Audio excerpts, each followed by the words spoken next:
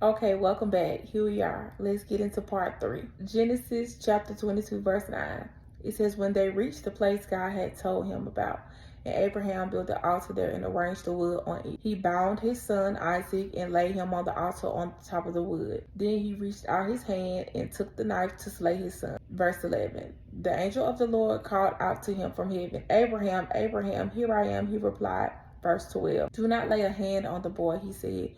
Do not do anything to him. Now I know that you fear God because you have not withheld from me your son, your only son. Verse 13. Abraham looked up, and there in the thicket he saw a ram caught by its horn. He went over and took the ram and sacrificed it as a burnt offering instead of his son. So we can learn from Abraham that even though Abraham didn't understand it, Abraham was fully committed to his faith in God, because Abraham was just willing to go the extra mile and to be obedient to God. Even though Abraham thought that God meant to sacrifice his son, literally, but God saw Abraham's heart.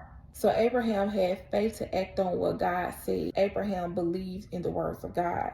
So what we could take from Abraham is to believe the words of God and to know that what God say do, God is there, God is present to guide us in every step of the way as we be obedient to what he said do. That is also how we obey in faith. We obey in faith, which helps us to walk in faith.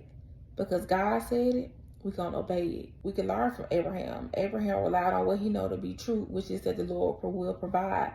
So we have to rely on what we know to be true, is that the Lord will provide for his people. So be encouraged and know that despite what you think it may look like, let's go back to verse 13 when it spoke about how when Abraham looked up, there was a ram in the thicket caught by his horns.